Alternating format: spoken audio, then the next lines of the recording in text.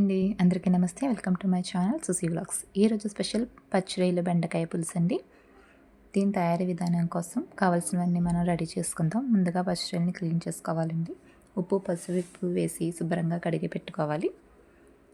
లేతగా ఉన్న బెండకాయల్ని తీసుకోవాలండి. వాటర్లో శుభ్రంగా కడుక్కోవాలి, నూగంతా పోయేలాగా.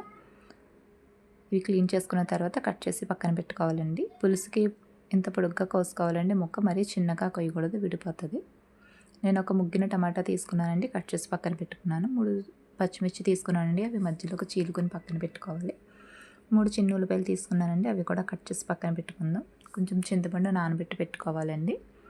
దీనికోసం జీలకర్ర వెల్లుల్లిపాయ అల్లం పేస్ట్గా చేసుకున్నాను నేను, అది కూడా పక్కన పెట్టుకుందాం. ఇప్పుడు బాండీ పెట్టుకుని స్టవ్ మీద ఆయిల్ వేసుకుని కడిగి పక్కన పెట్టుకున్న పచ్చిరొయ్యని ఫ్రై చేసుకోవాలండి. ఫస్ట్ కొంచెం పసుపు వేసుకొని వేపుకున్నట్లయితే చక్కగా వేగిపోతే చూసారా. వేగినాక ఇవి తీసి పక్కన పెట్టుకోవాలి. ఇప్పుడు అదే ఆయిల్లో మనం కట్ చేసి పెట్టుకున్న ఆనియన్స్ వేసుకుని ఫ్రై చేసుకోవాలి. ఉల్లిపాయ శుభ్రంగా వేగిపోయిన తర్వాత అందులోనే టమాటో కూడా వేసుకుని ఫ్రై చేసుకోవాలండి. టమాటోని కూడా బాగా మగ్గించాలి. చూసారా, టమాటో కూడా చక్కగా మగ్గిపోయింది. ఇప్పుడు బెండకాయలు వేసుకోవాలి. బెండకాయలను కూడా ఒక 2 మినిట్స్ మగ్గనివ్వాలండి.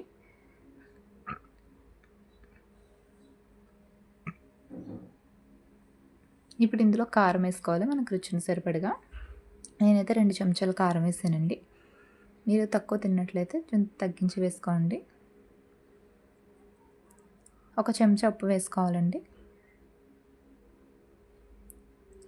ఇప్పుడు శుభ్రంగా ఇదంతా కలిపి పెట్టుకోవాలి. ఒక 2 మినిట్స్ మగ్గనిస్తే సరిపోతుందండి. ఇది ఎక్కువసేపు అవసరం లేదు. తర్వాత ఇందులో వాటర్ పోసుకోవాలి. ఇది పులుసుగా ఉండాలి కాబట్టి వాటర్ ఎక్కువే పోసుకోవాలండి. శుభ్రంగా ఇలాగా కలుపుకోవాలి, కారం అంతా కలిసే విధంగా. ఇప్పుడు మనం వేయించి పక్కన పెట్టుకున్న పచ్చిరొయ్యలు ఇందులో యాడ్ చేసుకోవాలండి.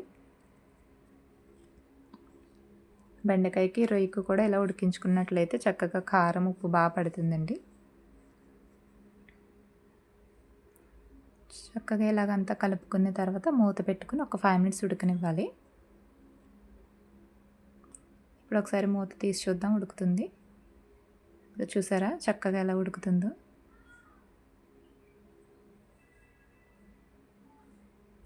ఇప్పుడు ఇందులో మనం నానబెట్టి పక్కన పెట్టుకున్నాం కదండి, ఆ చింతపండు గుజ్జు వేసుకోవాలి. ఇది కూడా కొంచెం పులుసు ఎక్కువ వేసుకోవాలండి. ఆల్రెడీ వాటర్లో ఉడికిపోయినాయి కాబట్టి చింతపండు గుజ్జు కొంచెం వేసుకొని అంటే మనకి జ్యూసీగా వస్తుంది బెండకాయ పులుసు అనేది. ఇప్పుడు ఒక 2 మినిట్స్ ఉడకనిచ్చిన తర్వాత ఒకసారి మళ్ళీ ఇది మూత తీసి మనం మసాలా తయారు చేసి పెట్టుకున్నాం కదండి, జీలకర్ర వెల్లుల్లిపాయ అల్లం ధనియాలు కలిపి నూరు పెట్టుకున్నాం కదా, ఆ మసాలాను ఇందులో యాడ్ చేసుకోవాలి. ఇప్పుడు